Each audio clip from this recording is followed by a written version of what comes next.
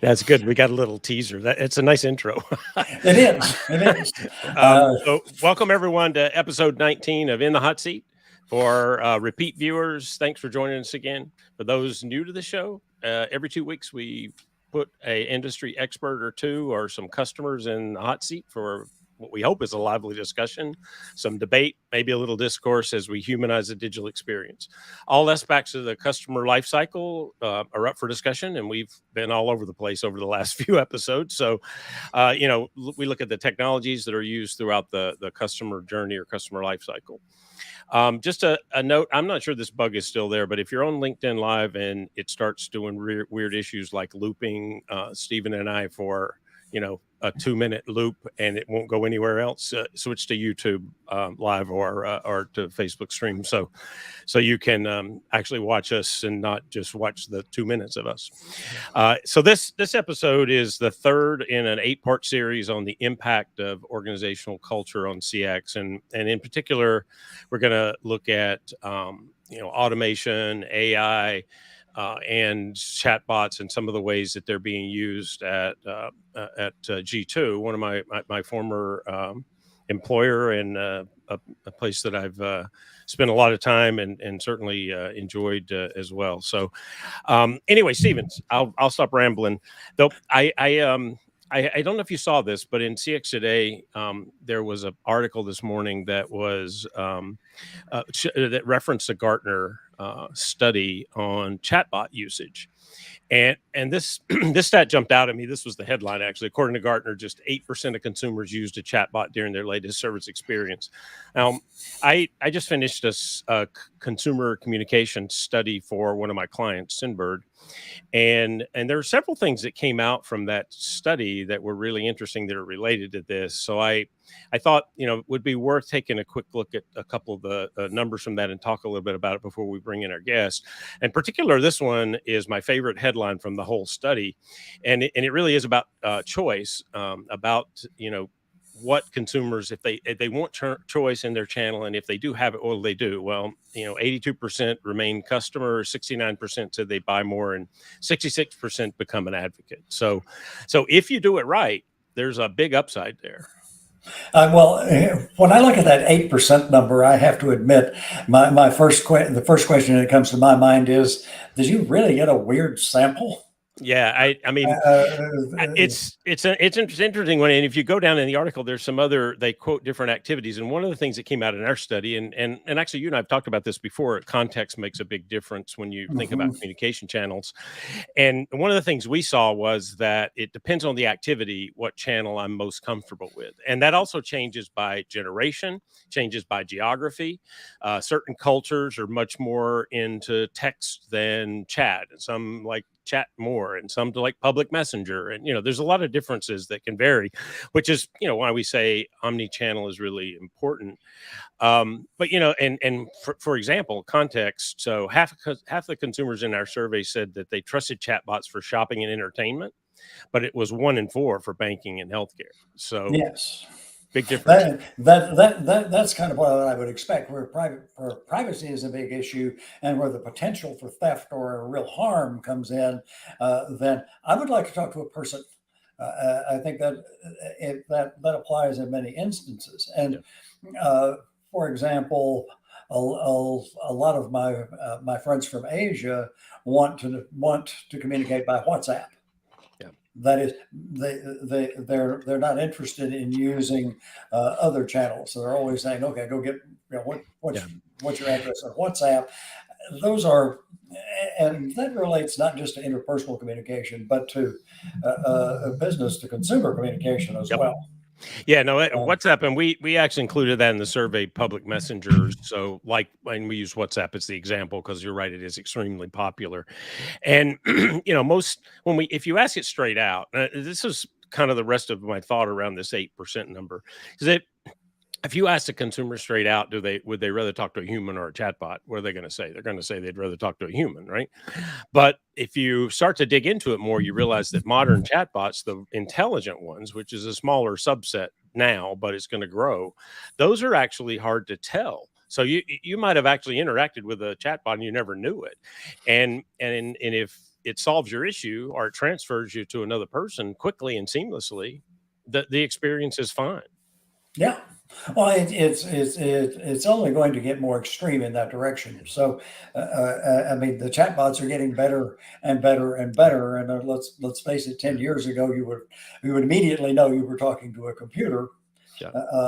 Now you have Mm. to think about I mean, it. it was an IVR system, a voice system moved into chat. So it was doing the same thing, right? It was a logic tree and it reacted only to certain specifics. And if you didn't happen to play down its script, it wouldn't know what to do and would send you to a human. And it was obvious, right?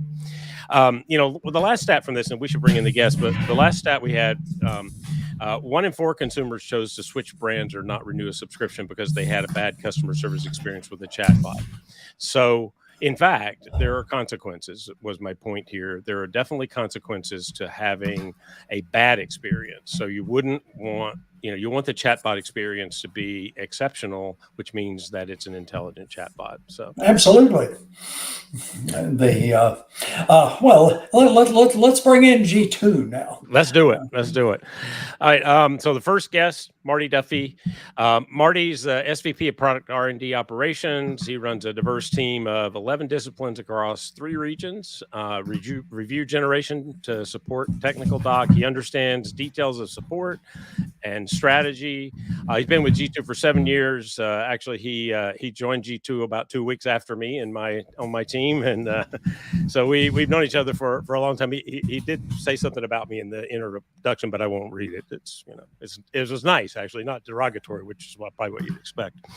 Marty had been working in digital over 15 years, companies ranging from startups to enterprise, nonprofit, and for profit. And prior to G2, he held web and product roles at Project Story, United Airlines, Big Machines, and World Vision. Generalist by nature, brings to his work a horizontal breadth of experience and deep specialties in ops, services, and product. And the second guest, Kevin Long. Kevin's a senior director of product R&D, and Kevin actually predates Marty and I at G2, I should say, but only by a little bit. And he was on the research team as well, and he found his calling moving over to operations. Over the past 9 years, he's contributed to the product offerings at G2, the expansion, the taxonomy, the review, growth, reports. I mean, you're instrumental in automating those reports, Kevin. And how many are you publishing a quarter now? I'm curious. I don't even know anymore. I know it's a bunch. 13,000 this summer last week. That's crazy number of reports. Yeah.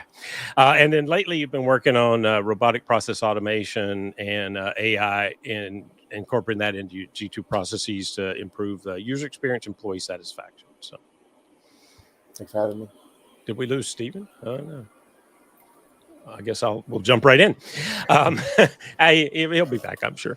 So, let's just get started. Why don't you both just give us a little bit of kind of what does the team do? What have you guys been working on, just to help the audience sort of have the context? Yeah, I can kick that off. When Marty and I came back together under product R&D operations, 3 some years ago, we really kind of set out to have a very intentional mission and vision for the team, and we've articulated that by really aiming to enable how we can make product R&D team members live in their zones of genius as much as possible by ensuring processes are streamlined and supporting our business needs and really helping them focus as much as their time and creativity towards creating innovative and impactful products for our customers. And we really focus on doing that by elevating our strategy and our product lines in effective ways and scalable ways, which automation is a core part of that. So excited to dive in a bit more. Marty, you want to tee up about how the team's broken up and what we covered? Yeah, happy to. And Michael, excited to be here. And you should have read the intro about you. So, yeah, like Kevin was mentioned, went through our kind of vision and mission for the team. And when you think about the team, it's about 100 folks. Product overall is about 300. Operations for products about 100. And if you think about that, maybe in the difference between customer experience and employee experience we were talking about. Under customer experience, we have what we'd probably call product line operations. These are basically like human, and now, like we'll talk about, a little bit of bot, people that help kind of shore up or brace the products. Not all products are 100% digital and run. They need other things to help them run. So we have teams like data operations, making sure the data is up to quality standards, support, whether that be product support or customer support, user support, review collection. We have a few different teams that help with review collection in manual ways, and technical writing. And then the other part of that, the employee experience, it's more of akin to like almost like internal services teams. So think project management, and think very tried and true product operations. A very small team of 2 with Kevin expands to 3 that focuses on like the operational rigor of the whole product team overall. But that's kind of the way we think about them, bucketed into customer and employee experience. Yeah, interesting. I mean, I'm a big believer in the operations world and having operations teams, and I build them everywhere I've ever worked. Except now, I guess it's just me and my firm right now. So I'm my own operations team, which, as Kevin will attest, it's not a good idea. You're right, it's not. Anyway, so I know you guys have done some AI-based automation projects over the past few years. So tell us a little bit more about the problems you were trying to solve. Like, how did this come up? How did you start to look at RPA and AI, and kind of how did you, what did you do with it? What did you look to solve? Yeah, I can dive in there from, I think, kind of looking at it from the employee experience side, the customer experience side. Starting with employees, right? We're really looking for scale and efficiency, right? We really, around these quarterly report releases, so much of our business really rolls around these quarterly report cycles, these quarterly releases, 13,000 reports every quarter we just talked about. And so we get these insane peaks. And so trying to figure out how we can be, scalable and efficient, and not really break the team's backs as those come around. And then on top of that, really minimizing those non-engaging tasks. And like we said in our vision earlier, trying to allow the team to focus as much time in their zones of genius where they're finding as much engagement, and really able to make the most impact and drive the most innovation. And then on the customer, experience side, really response time, response quality, trying to really just ensure they're getting, what they need as fast as they can, and driving that value, consistently and predictably. That makes sense. Marty, anything you want to add around that? Yeah, I can dive into a few of like kind of the way we think about some of those. So automation, a lot of times whenever you're diving into something new, right, you have to get your head around it. And for me, I'm a big reader, like to read up on it. And then a lot of times you just got to get hands-on. As we continue to get hands-on, dig deeper, and do reading, so both those things side by side, I think automation can break down into many different types. And for G2, when we thought about it, we started calling out 3 different like groupings of automation. We thought about point solutions. And what a point solution might be is really tools that make automation a reality by saving time integrating a small number of specific tools, like point to point. So very, very targeted. And you can get those up. Example might be something like Rattle, which is huge for sales, and we're seeing it for other teams, Matic or Groove, or some other ones. Next would be what we're calling enterprise types of automations. Enterprise automations are more connecting more enterprise tools, and they can be a little bit more bespoke, and you can put things into them, right?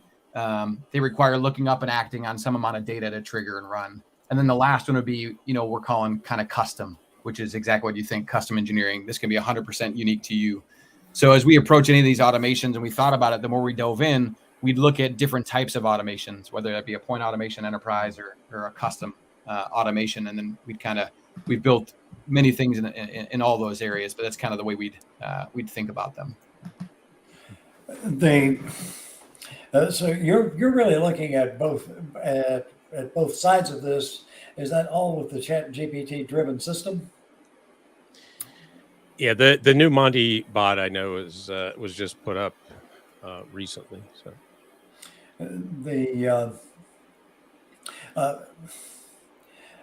how does it make the customer experience?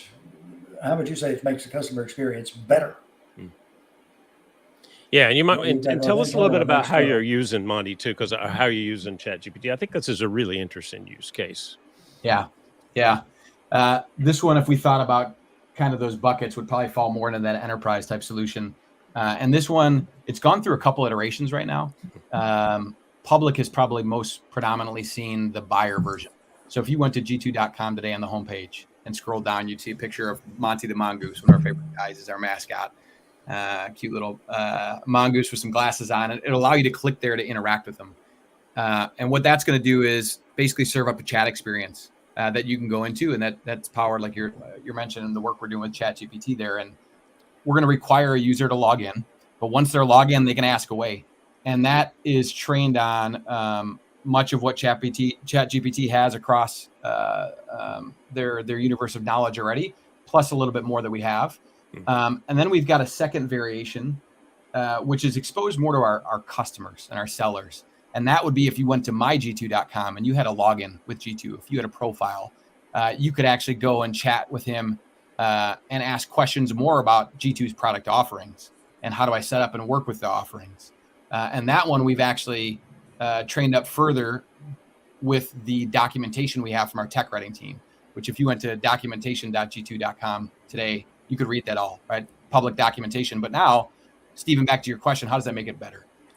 It's helping search out common questions that maybe a human person on the end of that chat might not have. So the breadth and wealth of information and the speed of response is going to be able to potentially get to these answers that are common for these, whether it's buyers on the front end or customers or sellers on the back end, get to the responses for those answers in a quick way. It seems like in some ways what it's doing is what the old expert systems did, which was help you remember everything that might be, that might be one of the possibilities. That is, it becomes in part an automated checklist, so you don't overlook basic stuff. The one we worked on years ago was a medical thing that said, okay, somebody has a cough, that's a symptom. Okay, how many diseases might have cough as a symptom? Yep. The same thing here. Make sure the list is complete so that people don't overlook key elements. Yeah, Stephen, that's spot on. And as my kids would attest, I definitely need some help with memory. So that's a great way to go. And to your point too, I think through humans, whether it's somebody in a customer support team, a data operations team, any operations team.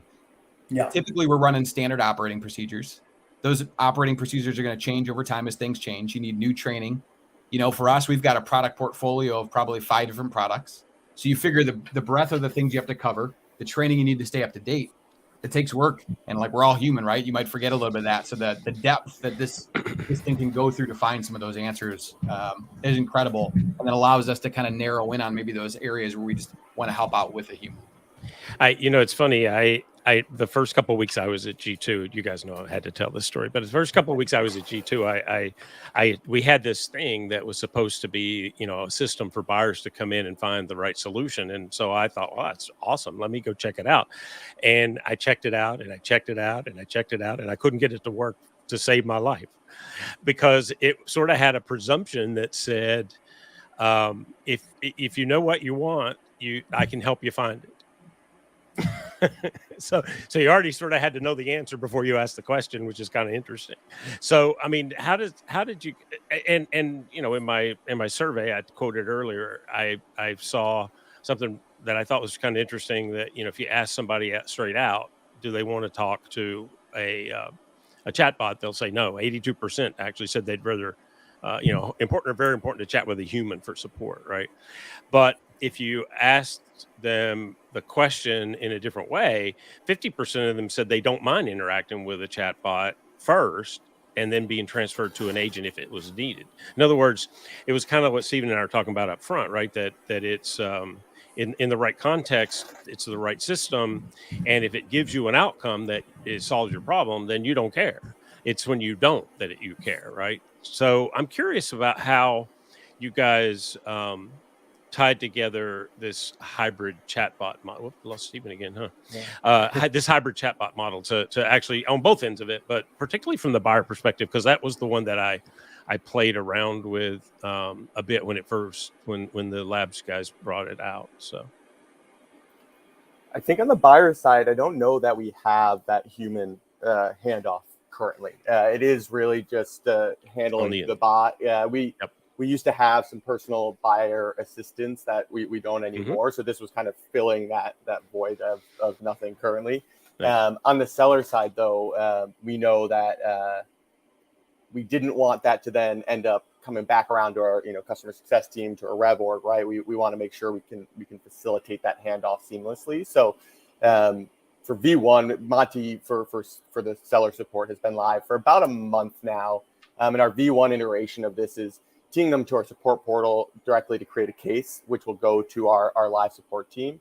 As we look to iterate on that further, though, we want to learn like, how is that handoff going? How many times are we passing them to that case? Are they creating the case? And then do we need to create that more seamless handoff to like an in-app in chat, handoff directly instead of pushing to different portals? So still early stages, I think, at least on the seller side, as far as how that's working. I think we've seen in the first week, we had about 75 chats. I think about 4 of those went to cases. 11 of those went to tech documentation. And so we're just going to continue to learn and watch how those are going, how the resolutions are, when they don't go to a case or don't go to the tech documentation, reviewing those to say, hey, are they being resolved? Or are we leaving them hanging? Do we need to improve or find out how to get a human in here to kind of take it those next couple of steps? No, that makes sense. To the on the front side, on the customer side, again, I'm intrigued by this a bit, and I have played around with it some, because it's something that for the whole time I was there, I thought it was something that really needed to be addressed. I mean, one of the beauties of G2 is the fact that that through all these years we've collected so much data on the solutions, right? So, but the problem always was, how do you build problem based and not product based? And it because if I have a business problem, which is generally why I would go buy a software tool, right? Then I don't know what it is I need because I have a problem. I don't have an answer. And so how does, I mean, talk about that experience a bit from the buyer perspective, because I mean, obviously the data is extremely valuable there, and if it was served up correctly, it seems like that's the problem that you could work with. Klung, I'll take it first. I'll take the first one. Yeah, I'd say on the buyer side, that's where I think that review data that we are kind of like supplementing into, ChatGPT's base knowledge set. We have a question, I think, in every review that gets left. I think it's required still, of, what problems are you trying to solve? We have, the content on the category pages that our analyst team, writes, who are well versed in these categories on problems that these different things are solving. And so we try to supplement that all in addition to what ChatGPT's core model already offers. So that I've gone and tried several chats in there as well, where I don't start with the solution, I don't start with the category name, I don't start with the product name. I just say, hey, I have this problem. And it's guided me both to a couple different category options and then to different products within those, and kind of like given me more details about like how those categories or those products solve my problem more specifically. So I think it's really supplementing in that G2 data from users who are actually solving those problems with these tools and leaving reviews around them. Marty, I don't know if you have anything else to layer in there. No, I think that's good. I think the only thing I would add would be, you went deep on the review data, which we all know when you're getting down to the product you want to look at, that's the bread and butter. You need to read that. Bringing it up, Michael, like you were saying, even in the categories, right? I mean, G2, we probably have over 2,000 categories now, split between software and services. But even to your point, the buyer's trying to find, what category do I want, right? Like I was looking for something to help us power video reviews years ago. And I remember using G2 because we always do, and we're looking around, and it didn't even dawn on me to look into a interviewing space for video interviews, right? But that model could have prompted it well. It was a way that you can flash a question, record somebody an answer, and kind of go, which would have worked in that instance. But if I didn't find that category of like technical interviewing or video interviewing, I would never attach that to video review collection. So I think with this solution, what it allows is basically almost like conversational experience around problem sets or whatever it is, huge wealth of data sets plus our taxonomy data set to then guide people to it. So I think watching that use case, I think will be key to see how well people can find in that way. And then we recently launched in their our labs team's been at the forefront of doing all this. They were actually able to inject and put our grids directly into the chats now. So as you're going in and looking at, you've come across a category, now you can actually see that grid live in there too. One of my students works with ChatGPT probably 6 out of 8 hours of a workday. He's a marketer for a rare disease website. And one of the things he talks about is the degree to which he puts in context. And that's really a part of what you were addressing, is the idea of, he would do things like, here is who I work for, here is what I am trying to do, here is who I'm addressing. Ask me any questions that you might need in order to finish this task. That is, how detailed do you need to be in order to get the best results? Well, first, I'd like to know, on that infectious disease site, are they selling it? What are they doing on that site? That sounds pretty intriguing. They're getting subscribers, actually, and they write a lot. He writes a lot of he writes a lot of blogs based on white papers written by experts. Nice. So he's not the expert, but he's using ChatGPT all the time, saying, "Okay, well, help me convert this white paper written by a medical researcher into a blog that can be read by the average guy, and then, okay, help me write the emails to market this blog." Ah, cool. I can give a little bit of a take, and then Kevin, I know you played around with this a bit more than I have, so I'm happy to. The way Steve and I would answer that is, the understanding I've had for ChatGPT so far is you've got prompts, and then you've got data you want to feed through embeddings. And I think where you were going on the, like, what do you need to do to make sure that you're telling this how to engage, I think that falls more into the prompt category. And again, our labs team was the one who kind of iterated through a lot of those prompts. I remember sitting next to our CTO when I was in office the other week and watching him play around with it, and, jokingly prompting it to be a pirate and getting this way to do it, but ways to engage, to kind of frame the context of the context it's in and how to respond. And I think, our use case is so broad because of all those number of categories, number of products, number of reviews. I can't speak to for certain the details, but I don't know how much prompting we had to do to kind of bring that down, because it's that freedom, I believe, that was actually helpful in order to find stuff across all the different categories and all the different products we have. Kevin, I don't know if you'd answer anything additional there. The only thing I'd say is, like, one thing that Monty, I think, does well is it asks follow-up questions to try to get more specific, to give you the best answer. So for example, I just went in just now and I said, help me with my employee retention problem. I don't actually have an employee retention problem, but just like given a vague problem, I need to retain my employees more. Comes in and says, okay, can you tell me more about your, the specific challenges your business is facing? This can help me understand and give you a better solution. So I think it doesn't need to be specific, and this will then walk you down to help guide you to, okay, what size company are they? What industry are they in?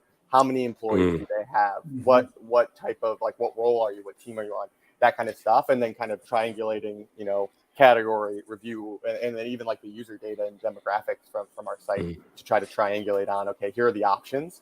And then it will serve you up, here are a handful. And then, well, it sounds like you've set it up so that it already automatically asks you questions. And in part of the conversations I've had, you had to tell it, hey, by the way, ask me questions. Do you have to tell it, or does it automatically go, hey? No, I literally just said, help me solve my employee and retention problem. And it asked a question in return without giving me any answer first, because it wasn't confident enough to drive an answer just off that first. Well, okay, in a broader sense, where should people go to find good prompts? Because, bad prompts are going to give you bad results.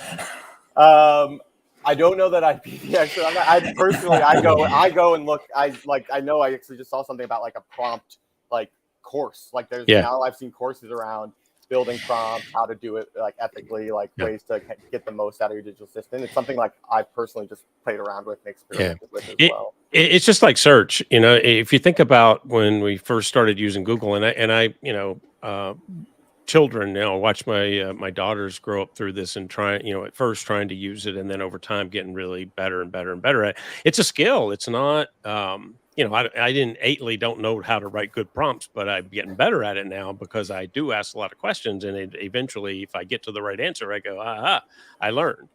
And I think that looking at this intrigues me a great deal because, as you guys, the two of you, know how much I've always thought a process-based taxonomy is a better way to think of software. If I could think of it in the context of the problems it solves and not in that in the feature function end of it, that's actually much more important from the buyer. And so the more Monty learns from the buyers about what they've solved and reviewers about what they've solved and how they solved it, the better I would assume that it's going to be. So that whole body of knowledge that it builds through that interview process is really interesting. Yeah, that resonates, Michael. Even if we think through even our automation journey, right? When Kevin and I started this, Kevin, I don't even know how long ago, but when we were looking for RPA, was it 6-7 months? Yeah. When we first started out, we started looking at, we basically looked at and said, how are we going to help with scale for some of these kind of, like we talked at the beginning of these peak report seasons. And the first thing we said was, let's go after a low code solution, right? Because engineering's hard to come by, expensive resources. We've got a team. It's how can we get to ourselves and almost self-maintain? We said, let's look at low code solutions. But our journey kind of wove and found us all the way to robotic process automation in a whole different category, right? But we had to go through to find that. Should we have had a way to maybe to ask certain questions, look at the problem-based thing? We might have been able to recommend, not just at a product level, but up at a category level to find that right solution.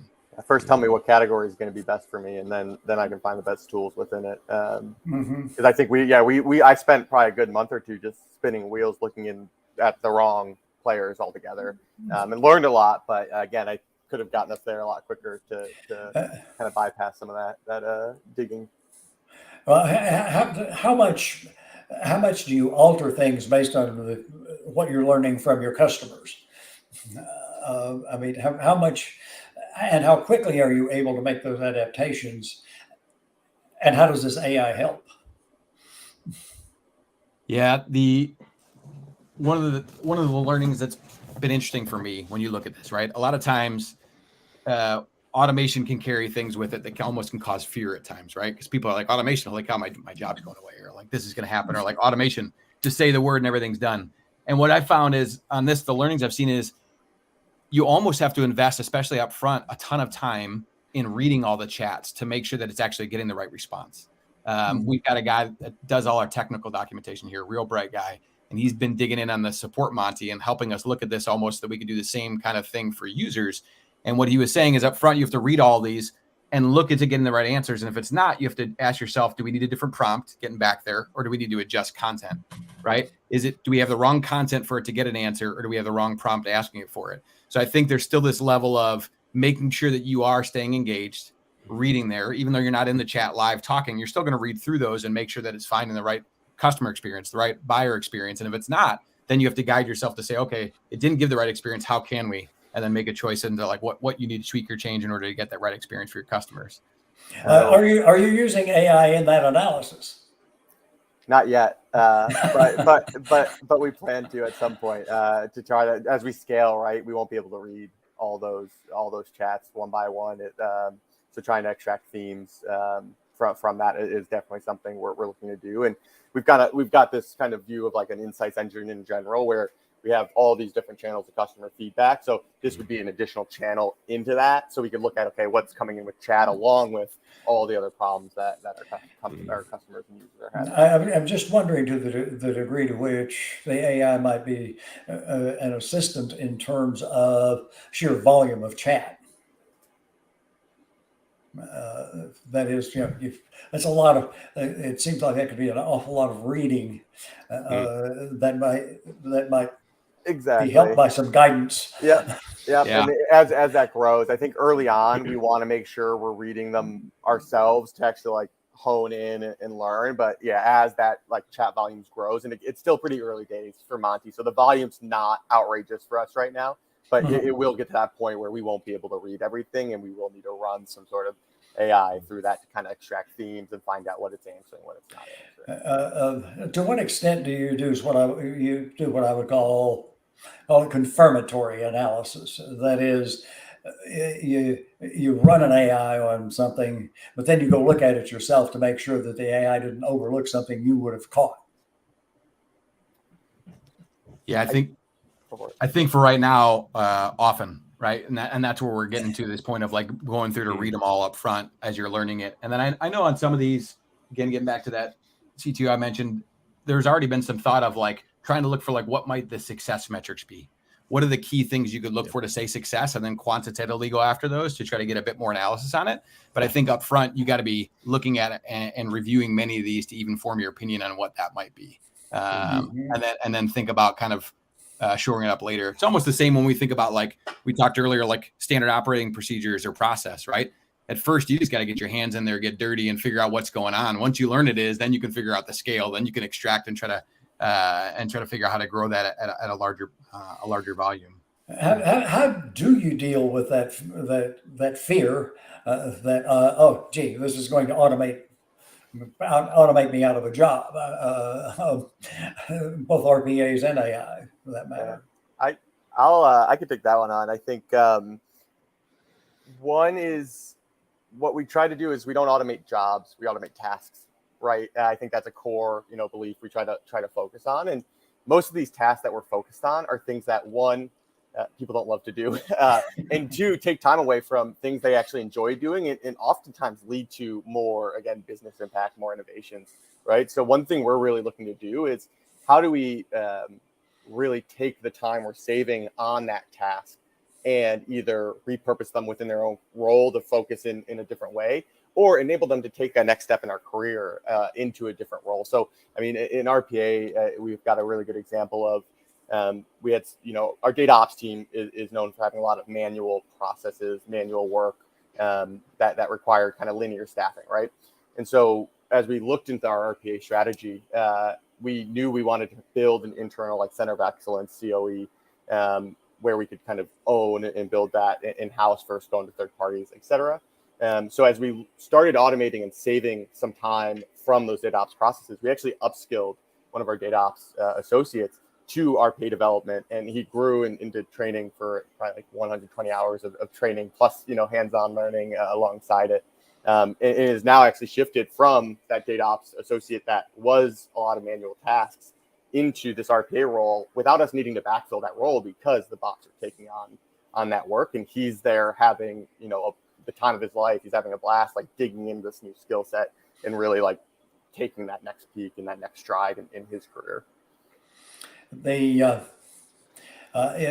that broader sense, that suggests that okay, there's someone not needed in that process, and I think this is what's got people concerned in let's call it the broader policies thinking and the broader call it popular fear, and that is if like this student of mine could respond to a pharmaceutical request for proposals in 2 hours, where that process used to take 2 weeks. So they're not going to need to duplicate him for quite a while in terms of responding to some pretty complicated stuff. Where does this go? I mean, G2 is a tech industry, and you kind of anticipate that tech is going to do a lot of stuff in the tech industry. What happens as it spills over into other things? Yeah, that's a big question, Stephen.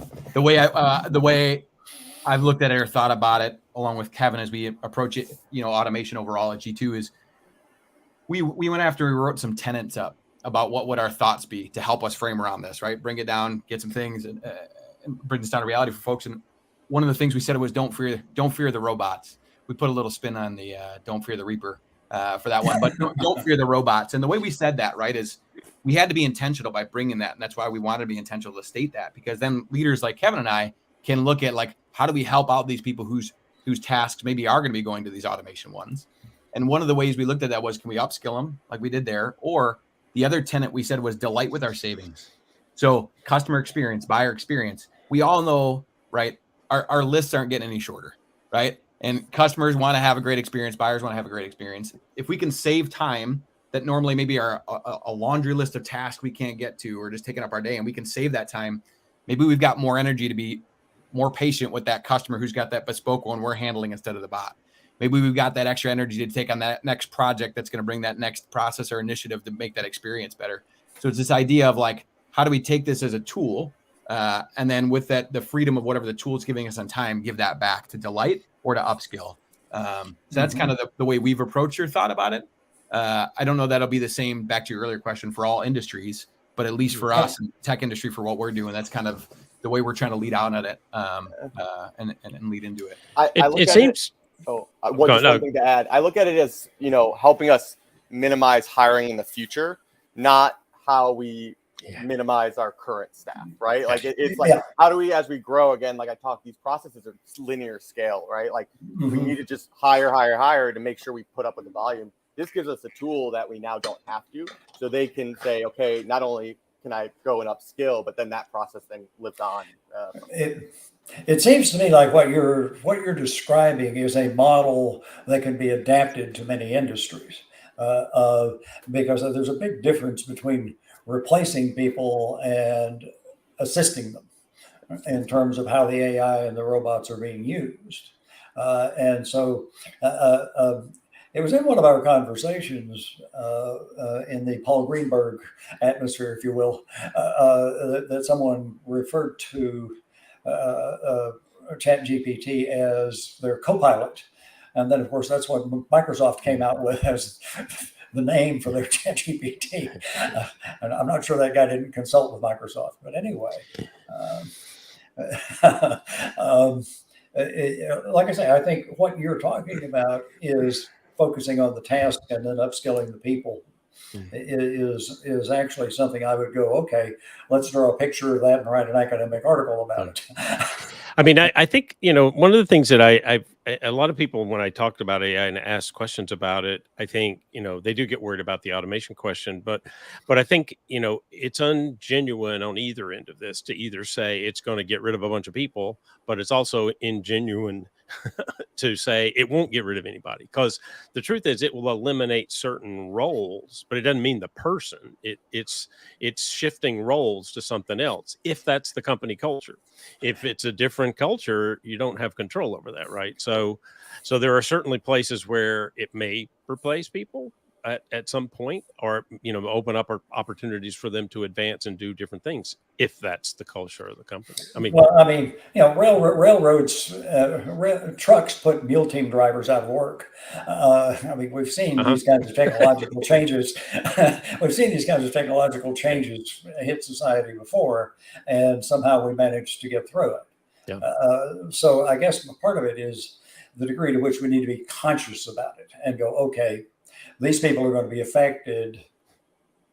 Let's figure out. I mean, you guys have been doing that. You've been going, okay, if these people are going to be affected, how are we going to treat those people and give them future opportunities? I actually flip that and I say, hey, what's this person's goal in their career, and what is blocking them from taking that on, and how do we automate that? Right? Like I try to flip it to the people first. Right? I like that. Well, so let me jump to a different direction for a second, because we are getting near the end of time. And one of the things that or the end of the show, I should say, that sounded really ominous. Yeah, it did. Scared myself for a minute.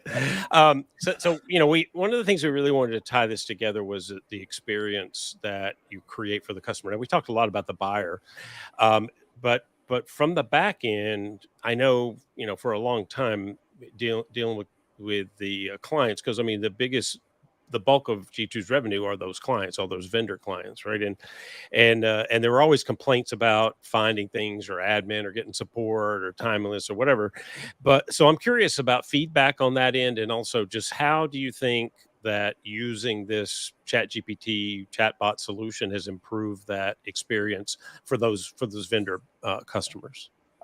I can take a first swipe at that. I think just like a stat for you is, I think our chat, we weren't 24-hour coverage. We weren't global coverage previously, right?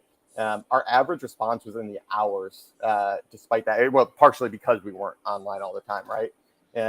multiple hours. Now Marty is giving, responses within, 5-10 minute chats. It's getting resolutions before we even identify the problem often, right? And so I think that speed of resolution, the consistency, and like what Marty was saying earlier, like we've got so much documentation. So just being able to summarize, exactly what to pull it in, and then route has been very impactful to those sellers so far. Have you gotten any direct feedback from them? I'm just curious. No, we actually thought we'd get some negative feedback. We were kind of like bracing for some, but almost like if you call it a scream test, if you will, right? Yeah. But we have not heard any screaming. Nice. The one anecdote I'd share on the feedback, and this one surprised me, was the bots have a ton of empathy. They don't get tired. They don't necessarily get pissed off. They don't get angry. Humans, you can. You're dealing with somebody who's upset. Like at certain points, you might respond in a certain way. One of the things we found when going back to reading all these chats, like we said, was the amount of patience that a bot will give, and almost like apologetic on every response, where I've seen reading through some of these, sometimes confrontational ones, that the person ends up thanking Monty at the end, right? So here you've got a user, because he's just being responded to in a polite way over and over by this bot, you're getting thank yous, and you're getting patience and different responses. So I think that's just one anecdotal one for seeing some positive response in a potentially negative situation. I mean, that's a definitely a best practice in the support world, and has been for years. When you train the agents, you train them as much as they can. I mean, we're all human, and I guess eventually if you get yelled at enough, you'll react. But luckily the bot still follows its performance. Very thick skin. Yeah, exactly. I mean, I could keep talking about this for a long time, as you guys know. I mean, this is definitely geeking out for me. But I think we are getting near the end of the allotted. Oh yeah, we're a couple minutes over, which is fine. We're not, an hour over yet. Anyway, so we're gonna have to start to wrap it up. Well, I really appreciate what you guys had to say, and in terms of, I think you've got the basis for a model here, and I know you kind of like everybody else on this. You're learning as you go, but this student of mine who works with it all the time said, "No one's an expert in this yet." I think you guys are as close to experts as anybody's got right now, and so I think that you've laid a foundation that not only will work in the tech world, but probably elsewhere as well. So I appreciate it. Appreciate your comments. Yeah, appreciate that. Very validating to hear. Yeah, no, that's great, and really, really good discussion. So, thanks to both of you, Marty, Kevin. I always love getting together and having some company talk, chat, a little geeky chat too. Anyway, so you guys survived. It wasn't that bad, right? This is more like a warm seat than a hot seat. I don't know. But if you audience wise, if you guys think you have what it takes to be in the hot seat, let us know. We'd love to hear from you. I'd love to get you on the show. And that's really, that's all we have today for this episode. I just wanted to thank everybody for being with us. And I'm Michael Fauscette. I'm Steve LeMay. And join us next time for different faces, different topics, different perspectives. We put somebody else in the hot seat.